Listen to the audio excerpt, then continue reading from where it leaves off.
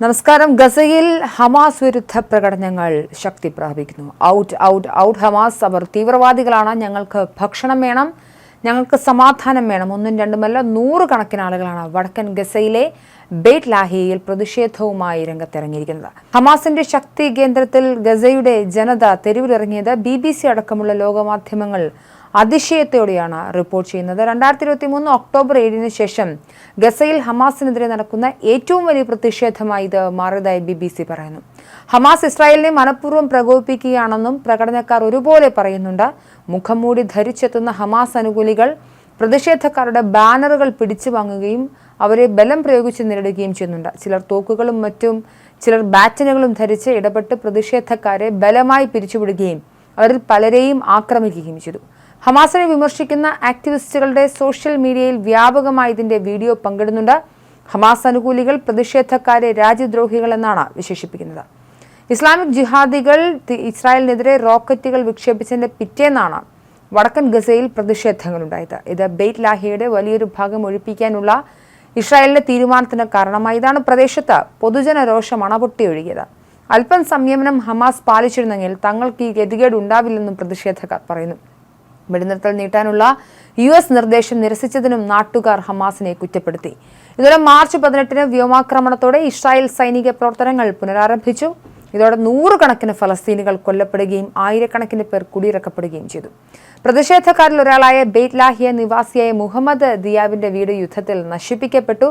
ഒരു വർഷം മുമ്പ് ഇസ്രായേൽ വ്യോമാക്രമണത്തിൽ അദ്ദേഹത്തിന്റെ സഹോദരനെ നഷ്ടപ്പെട്ടിരുന്നു. ഏതെങ്കിലും പാർട്ടിയുടെ അജണ്ടയ്ക്കോ വിദേശ രാജ്യങ്ങളുടെ താൽപര്യങ്ങൾക്കോ വേണ്ടി മരിക്കാൻ ഞങ്ങൾ തയ്യാറല്ല. ഹമാസ് സ്ഥാനമൊഴിയുകയും ദുഃഖിതരുടെ ശബ്ദം കേൾക്കുകയും വേണം. അവശിഷ്ടങ്ങൾക്കിടയിൽ നിന്ന് ഉയരുന്ന ശബ്ദം അത് ഏറ്റവും സത്യസന്ധമായ ശബ്ദമാണെന്നും അദ്ദേഹം BBCയോട് പറഞ്ഞു.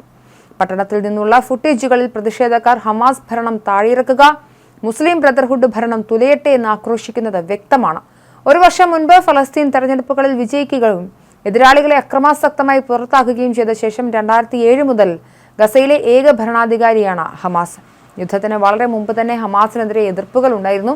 പ്രതികാര നടപടികളെ ഭയന്ന് അതിൽ ഭൂരിഭാഗവും മറിഞ്ഞിരുന്നു. ഗസയിൽ നിന്നുള്ള മുഹമ്മദ് അൽ നജാർ തന്റെ ഫേസ്ബുക്ക് പോസ്റ്റിൽ ഇങ്ങനെ പറയുന്നു: ക്ഷമിക്കണം, പക്ഷേ ഹമാസ് യഥാർത്ഥത്തിൽ എന്തിനെക്കുറിച്ചാണ് പന്തയം വെക്കുന്നത്? അവർ നമ്മുടെ രക്തത്തിന്മേലാണ് പന്തയം വെക്കുന്നത്. ലോകം മുഴുവൻ വെറും സഖ്യങ്ങളായി കാണുന്ന രക്തം. ഹമാസ് പോലും ഞങ്ങളെ എണ്ണമായി കണക്കാക്കുന്നു. ഇറങ്ങി വരൂ, ഞങ്ങളുടെ മുറിവുകൾക്ക് ചികിത്സ നൽകാം, അദ്ദേഹം പറയുന്നുണ്ട്. ലോകമാധ്യമങ്ങൾ വലിയ രീതിയിൽ ചർച്ചയാക്കിയ സംഭവം പതിവ് പോലെ കേരളത്തിലെ മാധ്യമങ്ങൾ മുക്കുന്ന ഒരു സംഭവം ഉണ്ടായി. ഹമാസിനെ പോരാളികളായും വിപ്ലവകാരികളായും സമാധാനത്തിന്റെ വെള്ളരിപ്രാവുകളും ഒക്കെയായി ചിത്രീകരിക്കുന്ന ഇന്നാട്ടിലെ കപട മാനവികവാദികൾ ഈ ദൃശ്യങ്ങൾ കാണിക്കില്ല എന്ന് ഉറപ്പാണ്. ഇതോടെ ആരാണ് ഗസയുടെ ശത്രു എന്ന ചോദ്യമുയർത്തി സോഷ്യൽ മീഡിയയിലും ക്യാമ്പയിൻ സജീവമാണ്. അത് ഇസ്രായേൽ അല്ല, അത് പൊളിറ്റിക്കൽ ഇസ്ലാം എന്ന ഐഡിയോളജിയും അതിനുവേണ്ടി പ്രവർത്തിക്കുന്ന ഹമാസുമാണെന്ന് സോഷ്യൽ മീഡിയ ആക്ടിവിസ്റ്റുകൾ ചൂണ്ടിക്കാട്ടുന്നു.